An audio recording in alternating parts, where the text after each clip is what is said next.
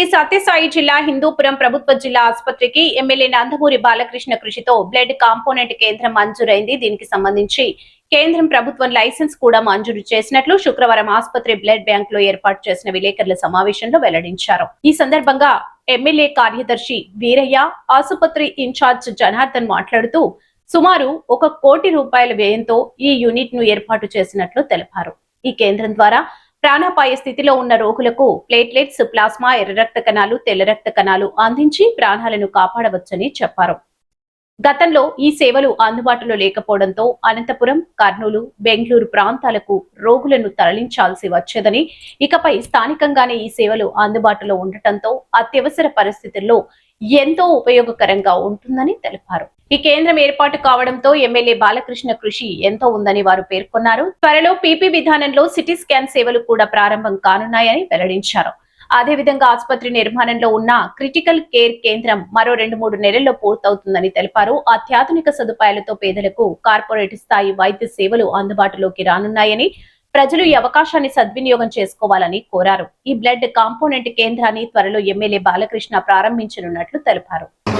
ఆ థర్డ్ బ్యాగ్కి వచ్చేసింది. ఆ ప్రాసెసింగ్ అంతా మనకి ఇక్కడ చేసేసేసి మనకి అక్కడ -40, -80 ఉన్నాయి సార్. జస్ట్ మెయిన్ వచ్చి సపరేషన్ మెయిన్ ఈ మిషన్ బాలకృష్ణ గవర్నమెంట్కి రాస్తూ సిటీ స్కాన్ ఒకటి కావాలని బ్లడ్ కాంపోనెంట్స్ కానీ లెటర్ రాశారు. బ్లడ్ కాంపోనెంట్స్ వచ్చినాయి. తర్వాత లైసెన్స్కి అప్లై చేశారు government of India. Government of India license కూడా ఇచ్చేసింది.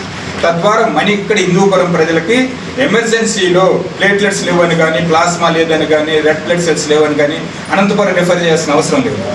ఈ సార్ చేసిన మంచి వల్ల మనకి ఇక్కడ ప్రజలకి సాయంత్రం చెప్పారు సార్, డెంగ్యూ కావాలంటే ప్లేట్లెట్స్ కావాలి. ప్లేట్లెట్స్ మనకు అందుబాటులో ఉంది. ఇప్పుడు ఒక వ్యక్తి డొనేట్ చేస్తే ఎన్ని రకాలుగా విభాగాలు విడగొట్టినప్పుడు కాంపోనెంట్స్గా వాటిని స్టోర్ చేస్తారు. ఎంత కావాలో అంతే ఇస్తారు, మిగతా అది మళ్ళీ స్టోర్ చేసుకుంటారు. ఎమర్జెన్సీలో కూడా మనం ఉపయోగించుకోవడానికి ఆస్కారం ఉంటుంది. ప్రజలకు కూడా 1000 ప్రయాసాలు తగ్గుతాయి. ఎక్కడికో అనంతపురం పోవటం, దూర ప్రయాణాలు చేయటం, ఖర్చు పెరగటం ఇవన్నీ కూడా తగ్గుతాయి. ఈ విధంగా బాలకృష్ణ గారు ఇదే కాదు, సిటీ స్కాన్ కూడా పబ్లిక్ ప్రైవేట్ పార్ట్నర్షిప్లో రానుంది.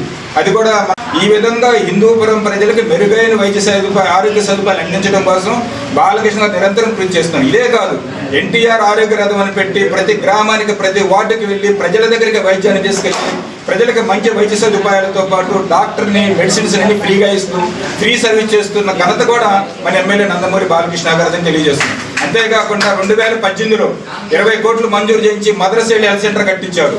దాంట్లో అత్యాధునికమైన వైద్య పరికరాలతో మంచి వైద్య డాక్టర్లను తీసుకొచ్చి మాతా శిశు తల్లి బిడ్డలకు ఇద్దరు కూడా మంచి వైద్య సదుపాయాలు అందిస్తున్నారు. అట్లనే త్వరలో ఇంటెన్సివ్ కేర్ యూనిట్ వస్తుంది. ఇంటెన్సివ్ కేర్ యూనిట్ కూడా ఒక 3-4 మంత్స్లో అయిపోతుంది.